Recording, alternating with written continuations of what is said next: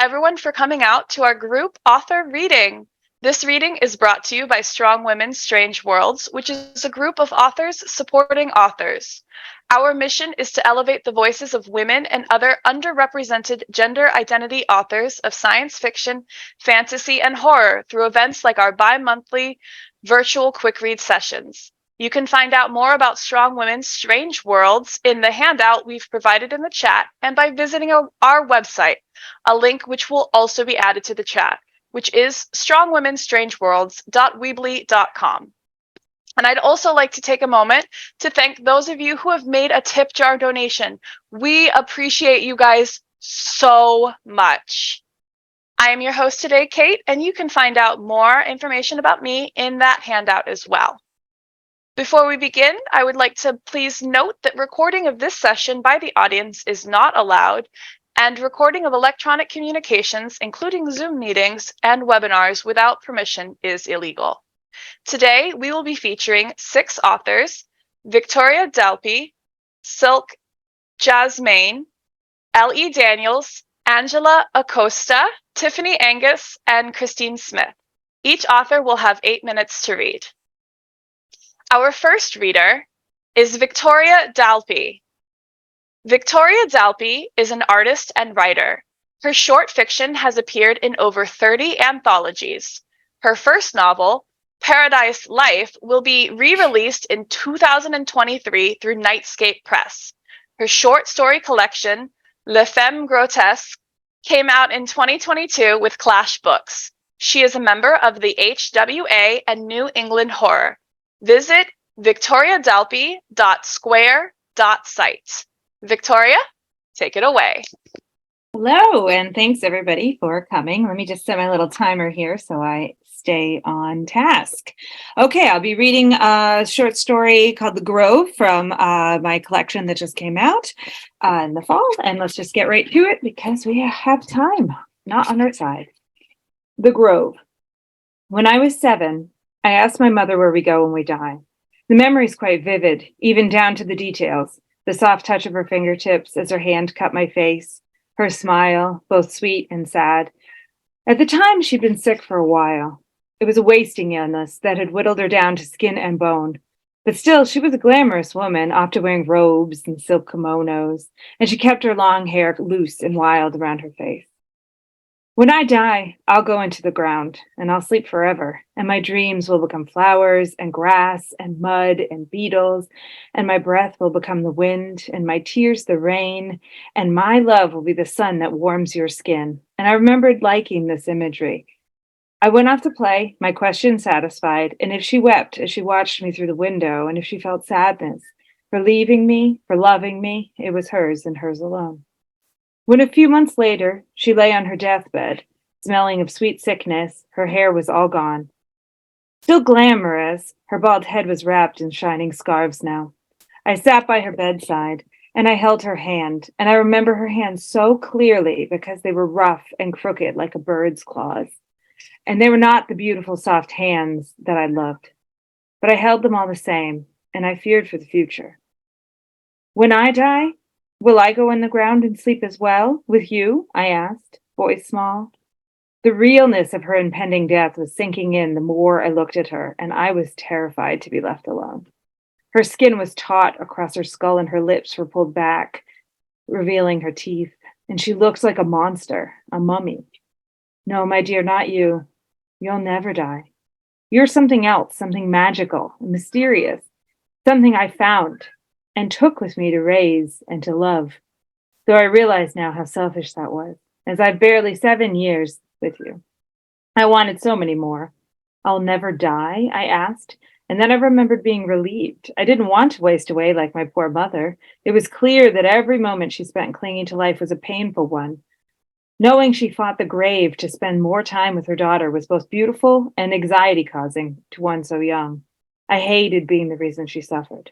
No, my dear, your body may break or be destroyed, but then you will wake a few miles from here in a beautiful grove. That's where I found you years ago. I was out walking, and although I've lived in this house my whole life, and walked the woods out back for just as long, I became lost. I wandered for hours until I found this grove. I stepped over a circle of bluebells, and then I was there, and the ground was emerald green moss, soft as velvet. And the trees were tall and unlike any I'd seen, and hanging off a branch in the center was a cocoon. It was papery like a wasp's nest, only iridescent like a raven's wing. And I touched it, and when I did, it cracked open. And inside there you were, a perfect baby. You looked up at me, and I knew you were to be my daughter. Even to a child who still believed in magic of the world and monsters beneath beds, this story seemed fanciful. I recall wanting to call for the nurse who'd been in and out cleaning and cooking, but she was outside getting the mail, and I could see her at the window down the long driveway. When you were a toddler, I foolishly answered the phone when you were in the bath, she continued, as she licked her dry mouth with an equally dry tongue. I was only gone a moment, but when I returned, you were face down, drowned and dead. And I was so sad, so horribly sad, and I bundled your tiny body in an Afghan, and for some reason I carried you to the woods. And in my grief, I found the grove again. And I know it was only because it allowed me to. In the grove, another pod, bigger this time. I laid your little form on the moss and ferns and went to the pod. It opened just as it had before, and there you were, exactly the way you were that day. And you said, Mama, and reached for me. And I thanked the grove, and I promised never to let anything. She trailed off. I can't keep that promise, my sweet girl. I can't keep you safe forever. And for that, I'm eternally sorry. And she died that night. In the morning, I was alone and an orphan. No father had ever named on my birth certificate, so I went to live with my mother, the estranged older sister a few states away. And she was kind enough, in her way, and raised me as best she could. I often wanted to ask my mother, sorry, everybody. As I grew older, the mystery of the grove, of me being born out of a cocoon, became a sad story a sick woman told her daughter, or to protect her from death. I even tried to find the grove when I was old enough to drive myself. The house had been bulldozed, and a sign advertised a new housing development coming soon. I wandered the woods all day, but never found a magical grove surrounded by bluebells. I tried to move past it, but it would be a lie to say I don't wonder from time to time. A car cut me off once. Could it have been a bad accident? Would I have died? Could I? Or had I just absorbed my sick mother's delusions all those years ago? At my adopted mother's funeral, it was impossible to wonder if I would ever lie in a pine box and sleep in the earth, or if I would just wake up, restored and intact, in a magic grove somewhere. And the chilling reality was that I wouldn't know until I died. Or I didn't. That's that. And I am doing a giveaway paper copy for anyone in the US or Canada. And if you're interested in a digital copy of the book, I will give one of those away to a winner from the raffle or however we're doing it. And I guess that's my time. So thanks so much for everyone coming. I love the description on that. That was so beautiful. Thanks. I feel like it's like a fantasy pet cemetery, but that's just the Stephen King lover in me. But definitely interested in knowing when she finds that Bluebell Grove. All right. Our next reader is Silk Jazmyne. Silk Jazmyne is a speculative fiction writer and teaching artist for Kitchen Table, Literary Arts, and Grub Street Writers. She received her MFA in creative writing at the University of Tampa. Her work has appeared in Midnight and Indigo, African Writers Magazine, Ekphrastic Exhibition, in Tandem, Back and Forth. I'm hoping I pronounced that exhibition correctly. But Silk, take it over for you. Thank you.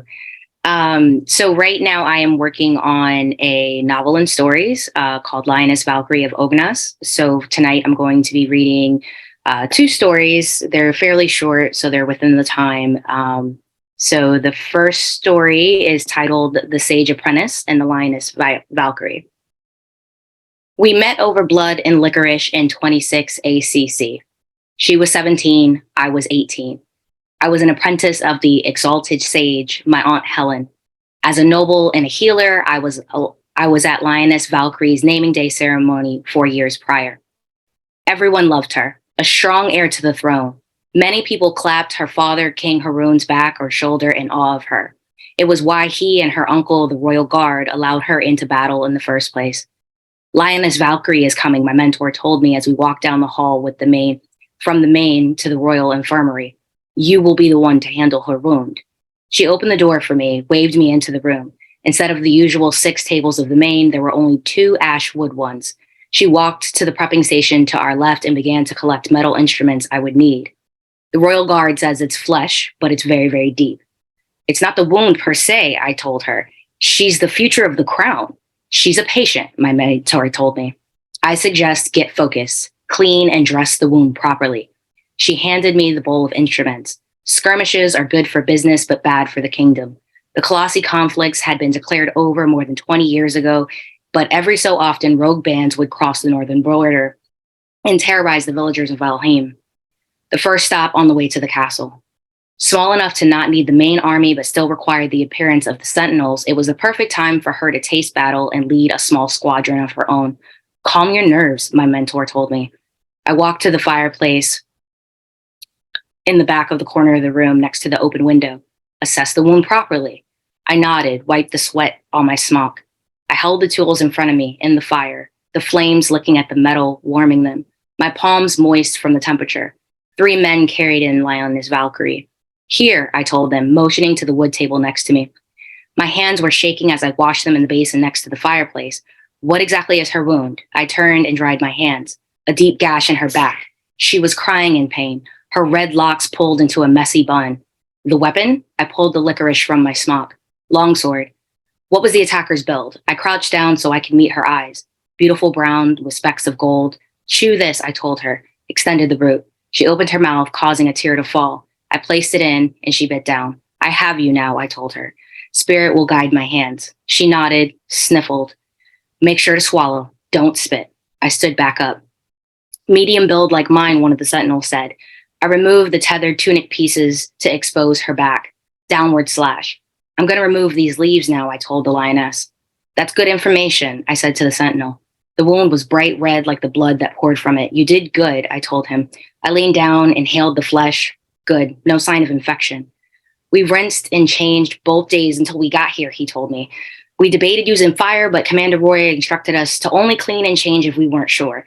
Wise men, my mentor said. I wonder who taught him. I'm sure you, Exalted Sage. Do you have enough information, apprentice? My mentor asked me.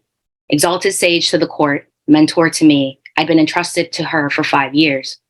I believe so, I replied while removing the remaining leaf. It would be many more years before I would be the sage, so she had to keep careful eyes on me until then. Lioness Valkyrie wasn't my first lead, but the first of royal blood. Exalted Sage had treated King Haroon himself and his trusted Commander Roy and the leader of the Sentinels. It was a beautiful wound. The blade must have been pristinely sharp.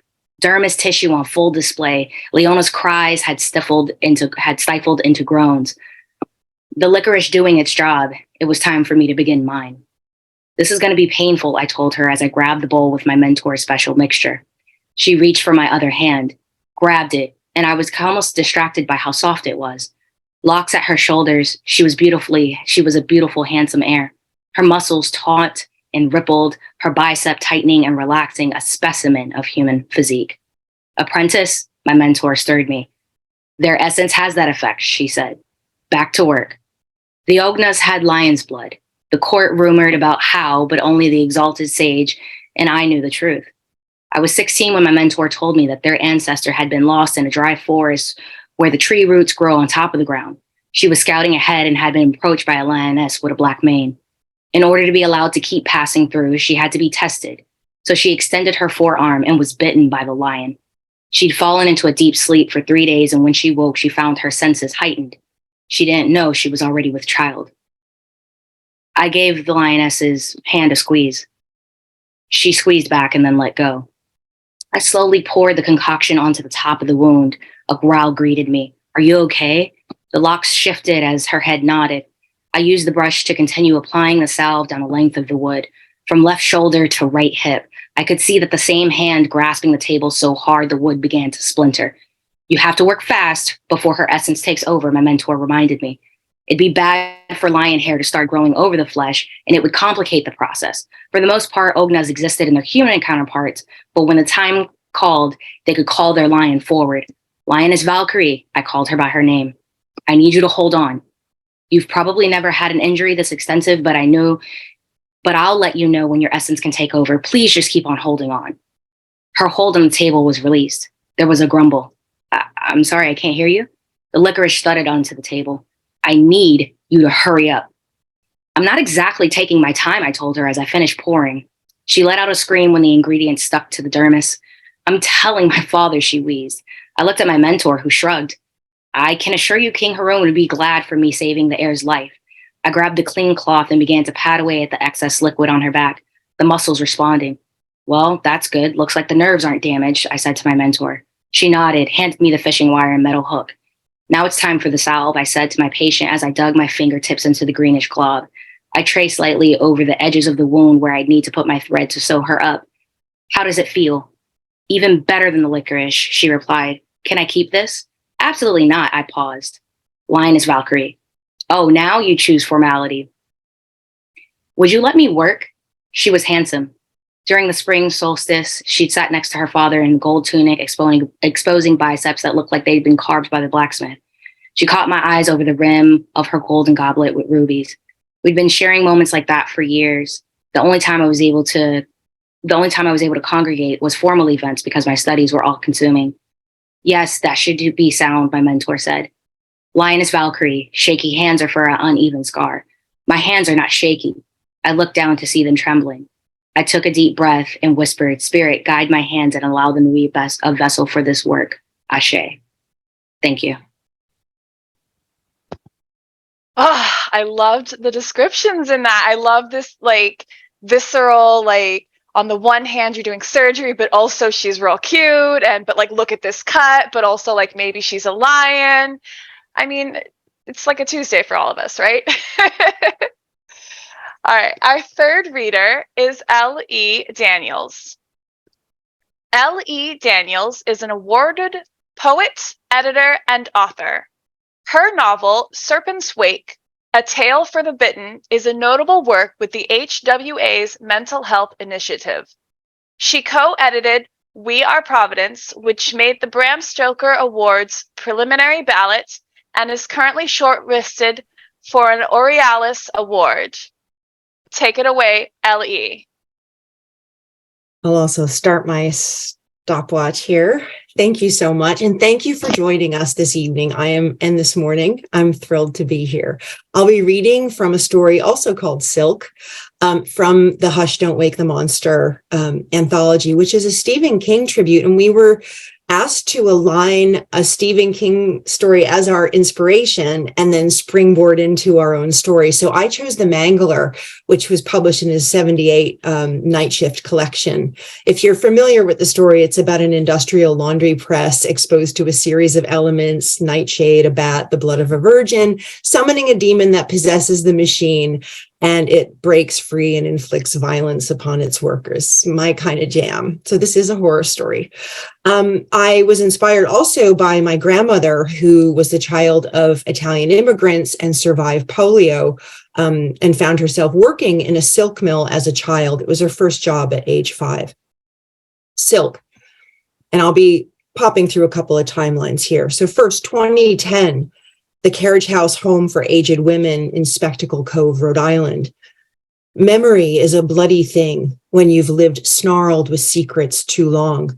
As you watch the light change before sunset from your bed, everything you willed to forget gathers to dissect you to the bone. A dull headache looms, your mouth cottons, and the stool softeners worm their way around your guts.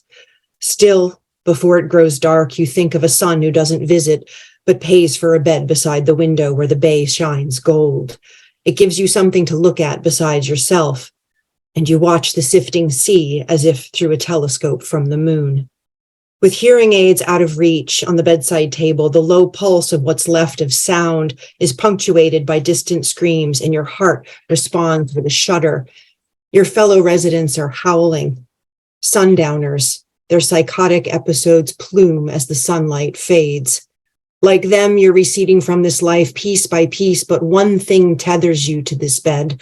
One thing anchors you more than the husband you didn't know how to live with and learned to live without for more than 60 years, more than the guilt of being a less than willing mother and a disinterested son to prove it, more than spending a lifetime on factory floors envious of anyone with a high school degree. A swift shape shoots past the window. You startle. The pain jostles your spine. Even with dimming eyes, you know it was a barn swallow barreling into the eaves, and you swear you can hear the rattle of it roosting for the night. Like the shadows now spreading on a dark purple bay, something calls to you, a thick, viscous groan, forcing you to remember the sacrifices you made one by one to the endless dark. In 1915, you were 5. You had survived polio, but your feet were warped. You spent the summer at your mother's side within the great thrumming halls of Kimball's Silk Mill of South Kingston, coaxing pale filaments from wet cocoons after the caterpillars were boiled alive.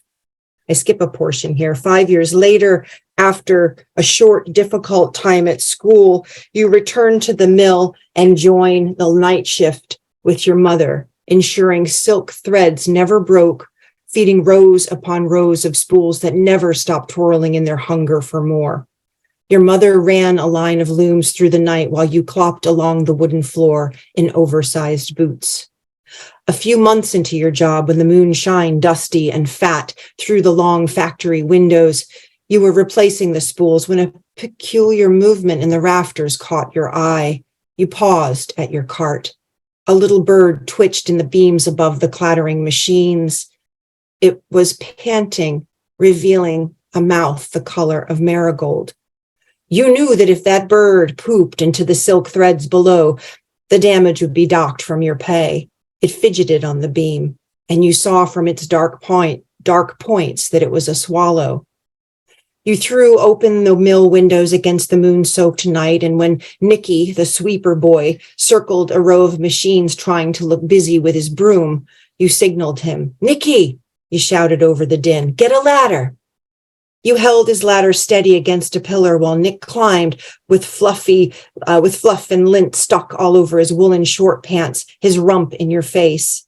You passed his broom up to his waiting hand.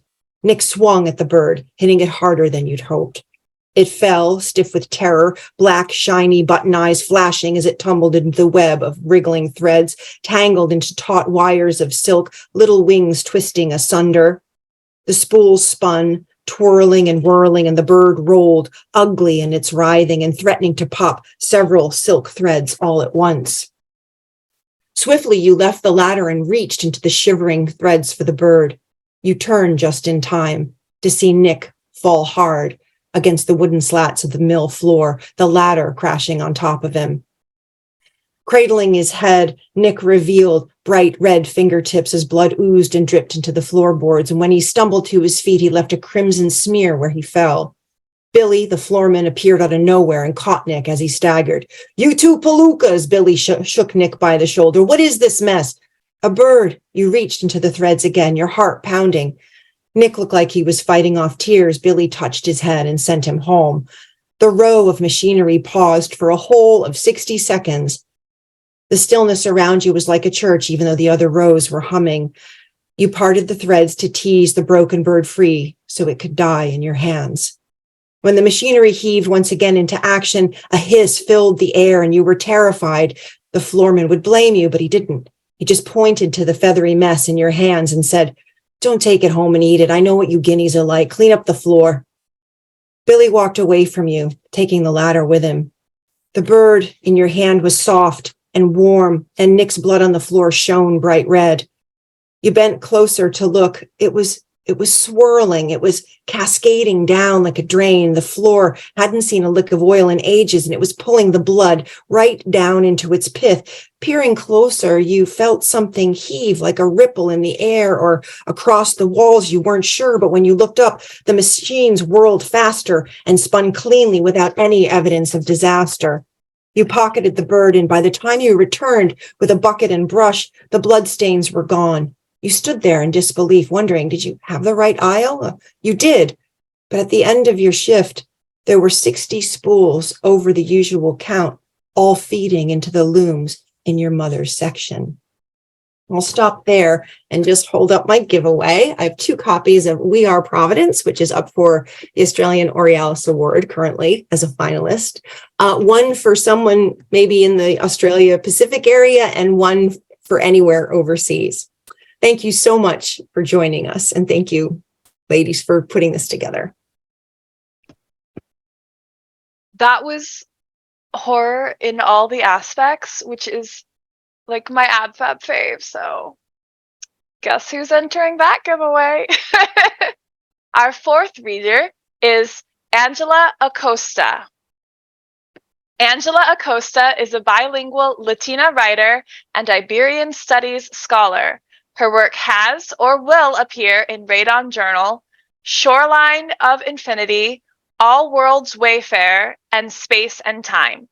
She is the author of Summoning Space Travelers, Hirayath Books, 2022, and 4th Generation Chicana Unicorn, Dancing Girl Press, 2023.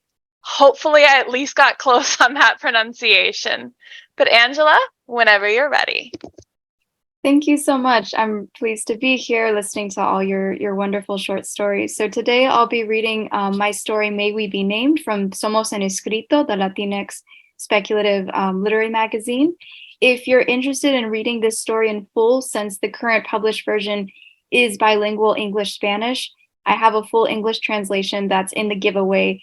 Up to 5 people can receive PDFs of the full English version of the story if you're interested. May we be named. Humanity's voyagers always came on ships, back when Sol was the closest star and home stayed within the ecliptic. They came from the places the maps would no longer show, as star charts guided them towards lands where Terra would be but a distant memory. With skin colored from equatorial sunbeams and languages forged from centuries of cultural contact and strife, they were ready when the exodus finally occurred, and generation ships whisked them away across a sea wider than the Atlantic. Marcela tore her eyes from the screen that displayed the full weight of generations of shipborne ancestors when a thin stream of light coming from the hallway alerted her of Zamora's presence. Got gossip? Zamora asked, sauntering into the room like only a little sister could. Marcela relaxed her stiff shoulders and let out a breath she didn't realize she was holding in. She'd tracked enough of the Gamma lineage for this wake cycle. With the lights back on, she started reshuffling the notes she printed out on carbon copies that littered her desk. Yeah, turns out they meant to put you on the Calabaza ship and got the paperwork mixed up, Marcela smirked, waving one of her notes in the air. No way, you know I can't even cook beans right. I don't belong on a restaurant ship. Unless, I got to be the engineer and eat up all those delicacies. You wish, Marcela nudged Zamora with her elbow. So, made any progress today? 5 generations of lineage Gamma from 3 centuries ago found in the data sent by laser from the Pre-Romano ship. Not bad, Marcela shrugged and looked back at the data in front of her. She continued. It's strange, really. There seem to be fewer lineages than active ships. I can't find us in all of the data. Even Tia Flora gave up ages ago on this project. What do you mean with find us? I thought this was about the ancestry of the whole fleet. What do we have to do with anything? What does our ship's history matter? It means everything. I know I'm supposed to be collaborating on this project for the good of the fleet, but I've been doing some research on the side. But they're always telling us that we're all siblings and that race doesn't exist anymore, that we're all Homo sapiens. Somos de la raza, we are of the race cósmica, literalmente, the cosmic race, literally. Well, I already know, but it's a myth, one of those that came with the first rockets. Having just finished her own school lessons for the day, including a lecture on how the old ways no longer applied, Zamora was utterly perplexed. She perched herself on a free corner of Marcela's desk and took a closer look at the branches of the family tree, thinning out as they got closer to the present moment of year 534 of the Exodus. Look, Zamora, where is our family in this? Marcela zoomed into a patch only a few years removed from Zamora's birth in year 523. It doesn't matter. Humor me. Who cares? We do, all of us from the Arbolito. Look, before I crunched in the data for Gamma lineage, I already noticed some irregularities from the beginning. They're telling us we're doing something meaningful by putting together these lineages, that it's for the good of the fleet and our history. It's just busy work, Zamora. Fine. I don't know who all of our family is, but Marcela, I'm hungry. Can we please go to the mess hall now? I heard Tío Jose is making pupusas, and I want one that isn't spicy. All right, we're going, but I still want to learn more about this. Maybe I can bug Tia Flora about the genealogy research after dinner. Sure enough, Zamora piled her plate high with pupusas and corn, freshly made from their onboard hydroponics garden. Marcela, ever the apprehensive about her research, took a smaller portion of food and joined the other kids and teenagers huddled around a game of dominoes made from scrap cardboard. Zamora enjoyed the camaraderie, but couldn't wait to finally talk to some adults. For some reason, they always stayed quiet about what they knew of their families, and though they praised her for her research, they never asked many questions or gave her any good leads. She always had to look elsewhere, like taking chances at asking the Pre-Romano ship with a complicated array of laser networks to reach them 5 light years away. Tia Flora was watching her favorite zero-G handball game and knitting. Approach with caution, Marcela thought to herself. She sat herself next to her only biological aunt and engaged in the requisite small talk. By the second half of the game, Marcela had steeled herself for the conversation. Tia, you know I've been doing a lot of work on the lineage, and I don't need to bore you with it, but my dear, I'm glad you're doing that research project, but it doesn't interest me anymore. What are you doing? Hunting down lineage Omega or something? I'm working on lineage Gamma now, actually. I have 5 more generations worked out. In fact, I've already sorted out adopted and biological parents and have some diagrams for the research team I'm going to send by laser tomorrow. Marcela needed to stop herself before she lost sight of what she came to talk to her aunt about. Tia Flora had already focused back on the game, the clinking of the knitting needles in sync with the pace of the game. Sorry, force of habit. Tia Flora, I want you to tell me about us. Who are we? Where do those of us on the Arbolito come from? Tia Flora finally perked up and cracked a smile. It took you 17 years to ask me that, eh? It took my friend Adriana over 20, and she quickly became uninterested again. Marcela relaxed in her chair and tucked herself into the story Tia Flora was inevitably going to launch into. Tia Flora switched into Spanish, as she was wont to do when talking about the past, but her tone of voice changed, and it was as if she saw herself somewhere else. The youth tout proudly the fact that the past was light minutes away and wholly unreachable while elders grieved the chasm of memories. 30 years ago, Adriana asked me about our ancestors, she began, and despite the lack of information I had, I knew that I had to share it with anyone who shared this very same desire.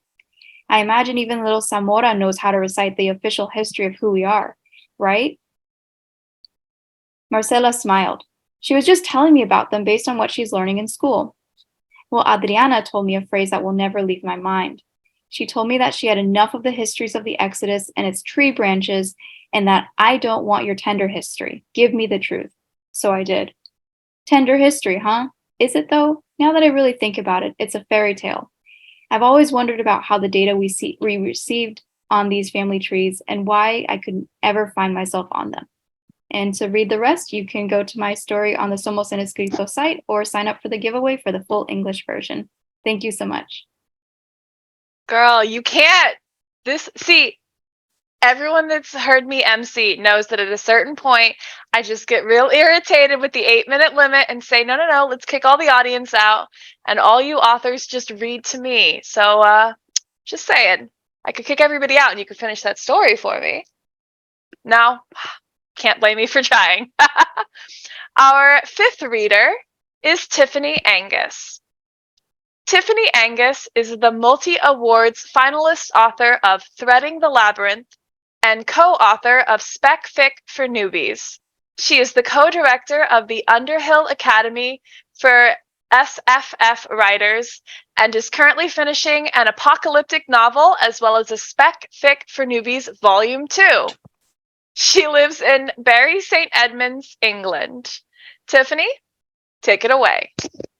Hi, everybody. Thanks so much for joining us. I'll be reading a story from a new anthology from the Milford Writers Workshop. My story is called Mama Leaf. Great anthology, lots of really great writers, including a previously unpublished story from Neil Gaiman, in case you're interested. So this is Mama Leaf. Mama Leaf had girls enough. Nearly every year, sure as the ice cracked tree limbs along the ridgeline, high above the sheltered valley where the Leafs had lived for generations, another baby girl would take her place in the cradle before the hearth. But Mr. Leaf insisted that the family needed a boy child to be whole, to carry on the family line. He waited patiently at first, told Mama that it was only a matter of time, brought her drowsy-headed daisies to cheer her up, red thread for mending, a ribbon for her hair. But with each girl, he found another reason to punch Mama's soft middle and pinch her sagging flesh as if testing the room she had inside. He'd pout in the barn and yell in the yard. No matter how much her husband would bribe and threaten and beat her, Mama Leaf could never give him the boy he so demanded. She watched the seasons turn and became more desperate, more hungry, more ready to pay whatever price was asked. It was a year or so after the most recent girl had been born, and Mr. Leaf had been gone for 3 months. He'd taken to the mountains to trap fox and skunk and beaver and to try his luck with a bear before heading to the shore to do some trading. He was due back in time to harvest crops and fix the roof before the snows came. When he'd left, Mama had been expecting. My son will be born in autumn, a bad omen as winter is lean. Yet a son is good news enough, no matter the season, he said before leaving. Late in the summer, during a new moon, Mama lost the babe, another girl, before her eldest could run for help. She thought of the smell of Mr. Leaf's anger and disappointment, a smell like water that's been left to stand so long it ends up laced with tiny islands of dead insects. Lightheaded with fear, she took matters into her own hands. At the harvest moon, she stole away from her cabin and made her way, weakly and slowly, to her mother-in-law's little house deeper in the woods. Old Mother Leaf was nearly as tall as her son, wiry where he was thick, light where he was dark, and carried an axe instead of a rifle. The old woman's husband had died decades before, and she and Mr. Leaf had survived on what they could get from the forest and scratch out of the small holding around her old cabin. Mr. Leaf had tried to convince his mother to come and live with him in the bigger house, but she couldn't be budged. Mama Leaf stayed on the faint path through the trees, unsure what might be waiting in the dark to attack. She held a knife in one hand, a lantern in the other. As she approached, the cabinet's door opened, and the old woman was silhouetted against the firelight from inside. Mama Leaf nearly collapsed as she crossed the threshold. Old Mother Leaf caught her and steered her to a bench in front of the fire. "Been wondering how long till you'd show up," the older woman said. Mama Leaf never knew how to approach her mother-in-law, who was always watching, always doing sums in her head, and shared her observations when it benefited her. But it was late at night, and she was weak from years of birthing and raising babies, of lean season following lean season of Mr. Leaf's moods. "How did you make him?" was all she asked, deciding to meet Old Mother Leaf head on. Old Mother Leaf laughed through her nose. "You tell me you've brought 6 girls into the world and you don't know where babies come from?" "He told me how many sisters he had, girls who died one by one while he survived. How did you get him? Keep him safe?" Old Mother Leaf rubbed the fabric of her skirt between callous fingers, thinking, and here I thought you was a simple one, all straight lines and no curves. Things is easier for you now. You moved into a house just as soon as you said, I do. You got acres of fields instead of miles of forest. Pine cones don't keep a body alive. And you had me here to catch my grandbabies all bloody and slick from the womb." It was Mama Leaf's turn to laugh. "Easy. The house was nothing but an empty box with a roof, no furniture, nothing soft to lie on. My girls can cook and clean, but they can't be hooked up to the plow, and I should know. It's back-breaking work compared to skinning rabbits and deer, and catching babies is easier than pushing them out." The old woman laughed at that. "Was old Mr. Leaf a hard man?" Mama Leaf asked, already knowing the answer. "Of course he was hard, ain't they all? What they lack in smarts they make up for in fists." Mama Leaf stared into the fire, feeling the emptiness inside her fill with dread. He would be home soon, and what would she have this time to keep him from taking his frustration out on her? "I have to give him a boy," she said. "I'll do anything," she whispered. Girl, don't promise what you can't pay." Old Mother Leaf was a hard woman, but hard in a way different from her son. Mama Leaf wasn't sure how to navigate the conversation, so she slipped a satchel from her shoulder and held it out to the older woman. "Here," she said, "is this enough?" The satchel contained some flour, a bowl of butter, a couple of handfuls of oats, 6 fresh apples, and dried garlic. Old Mother Leaf shook her head at the sad offer. My boy already keeps me in food, and this, she waved her hand at the meager offering laid on the table. This ain't enough. Payment for what you want don't require things. What did you pay? Mama Leaf asked, hoping for a direct answer. For Old Mother Leaf to be straight lines and no curves for once. Having a boy takes it out of you over and over again. He won't never be content. We'll always want more. We'll demand all of you if you offer it. Mama Leaf thought of Mr. Leaf and knew that her mother-in-law spoke the truth. But couldn't she survive a small boy, at least until he was big enough to have a wife of his own? The trade would be temporary, she was sure. She squared her shoulders and nodded once, sealing the deal. Old Mother Leaf pulled her daughter-in-law up from the bench and took her into the back room. The boy was rather easy to make. A threadbare petticoat for the body, a cast-off piece of yarn for a mouth, acorn caps for eyes, and a bit of hair snipped from the little brush of hair at the end of a cow's tail for a thatch of dark hair on the poppin's head. To complete the boy, they crafted him a tiny prick from an old sock, beyond mending, and filled it with grain, then stitched it with red thread. They filled him with rags and hair collected from Mr. Leaf's pillow, and in the dark of the back room, with only the moon to see through the small window, they finished him with a mixture of their spit and blood. What's that? The oldest girl asked, poking at the lump in the cradle the next morning. Mama's hands white as birch bark, nearly creaked from how hard she wrung them together. That's your baby brother, that is, she said. Leave him sleep, mind. Where'd he come from? The second daughter asked. Mama heard Mr. Leaf's heavy step at the door. She gnawed on a knuckle till it was close to splitting in her teeth. Why, he came from me, where all you girls come from. Old Mother Leaf helped me birth him last night. Now leave him sleep, you hear? The third daughter peered into the cradle. What's he made of? She asked. Mama imagined her husband on the other side of the door, brushing the worst of the dirt and mud from his coat before coming in. He's a boy. I made him. He's made of what's best in me. Now leave him sleep, I say. Mr. Leaf clumped into the cabin, shook his coat out, and looked first at his wife, then at his daughters, lined up like fence posts in front of the table, and finally at the cradle. He recognized his son at once. Mama relaxed. The girls turned away to play, and Mr. Leaf filled his pipe and waited on supper and spoke softly and slowly in the sleeping baby's presence. Mama Leaf felt herself relax a bit, able to breathe and to know that she had done enough this time. So I will be offering PDFs of this. Unfortunately, it's difficult to ship from where I am, so you can get a copy of this in the US. It is available online. And I'm losing my voice now. Thank you very much. Well, we appreciate that you used the last little bit of your voice to give us that great story. That was so good. I got to know more. Listen, there's only one reader left, and you and I and Angela and Silk and Ellie, we can have a party. It'll be great. Yeah, we'll chat. All right. Our final reader of the night is Kristine Smith. In her science fiction, Kristine Smith explores the struggle to adapt to change amid clashes between classes and cultures. Her fiction has been nominated for the Locus Award for First Novel, Philip K. Dick Memorial Award, and the IAFA William L. Crawford Fantasy Award. Kristine, whenever you're ready. Well, I'm going to be reading from a novel, Code of Conduct, and it's part of the ebook giveaway. In the story, we're reopening relations with the Udomini, an alien race. The relations fell apart 20 years before, and different speeches in that are being transmitted throughout the Commonwealth.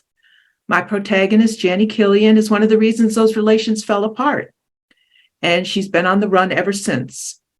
And as an aside, paper has made a comeback as the primary method of information transfer and storage, and she is an expert in document systems. Them and their prayers. The dock worker glared at Seika's image. Everything's a damn prayer, even their damn meals. Say it's their religion, but who ever heard of a religion where it's a sin to eat in public, with friends, like normal? The woman frowned at him.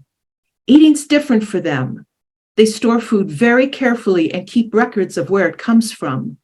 They call their meals sacraments and their cooks priests.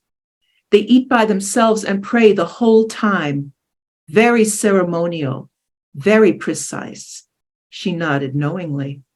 That's how they honor their gods. The Ha'erin honor money more than gods, another man said. You can buy some of their blessed sacrament if you really want it. He grimaced. Don't know why you would, though. They season their food like to blow the top of your head off, even the sweet stuff. Sacraments, the dock worker snorted. Bunch of creeps. Talk like they got marbles in their mouths, look at you like you're dirt. He walked away, his expression stony. Didn't need any damned ambassadors for almost 20 years. Why now? Interesting question, sir. I've pondered it myself the past few weeks. Janny cast a last look toward the screen, taking notes of the ministers sharing the stage with Seja. Every face wore a broad smile. Well, those expressions would be wiped out soon enough when they realized what they'd let themselves in for. At least this time, she'd be far enough away to avoid shrapnel. For once in her screwed-up life, she'd stationed herself, as her mainline service buddies used to say, well back of the front. The rain had turned to mist. Time to head back to the association tracking station she called home. Janny hurried in the direction of the lot where her skimmer sat charging, picking up her pace even though her back had begun to ache. Her bosses would soon be screaming for the official morning docking numbers. She couldn't afford to piss them off anymore. A shout sounded from behind, the pound of running feet. Janny's heart raced, her breath caught in her throat. Then chill calm washed over her, like an old friend resting a hand on her shoulder. She reached into the inner pocket of her duffel.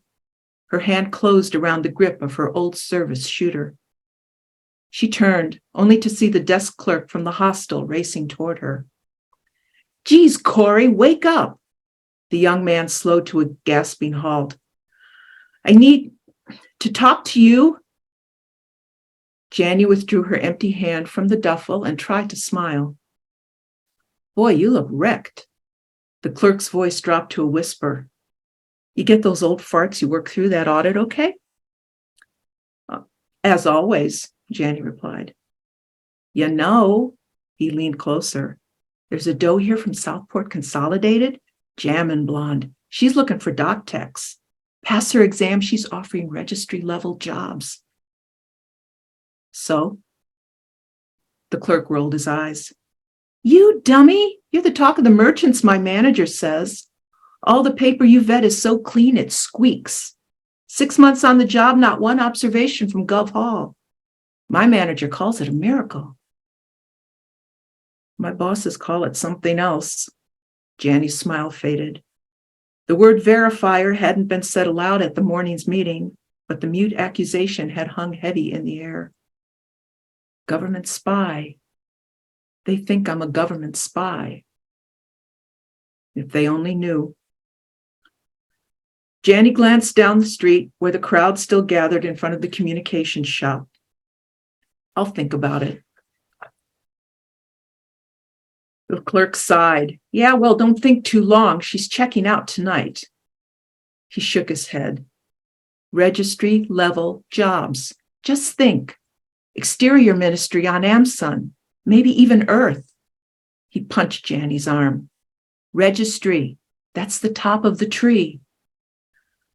I know all about the registry, child. My name resides in a very prominent place in that epic tome. Thanks for the word, Janny said. I'll give it all due consideration. She left the clerk to argue with her retreating back and ducked into the alley she always used to reach the charge lot. Then her stomach grumbled and she tried to recall what waited at home in her cooler. Cold air. Damn, I need to buy food. And all the decent shops were in the opposite direction. Janny hurried out of the alley, slid to a stop, and scurried back into the shelter of the doorway. The desk clerk was talking to an attractive blonde. His new contact from Southport Consolidated, she assumed. Try as she might, she couldn't recall ever seeing that company name on any shipping logs that had passed through her hands. Janny studied the woman's neat hair and stylish clothes, both several gateways removed from the best Southport had to offer. She watched as the desk clerk nodded, then pointed in the direction of the alley.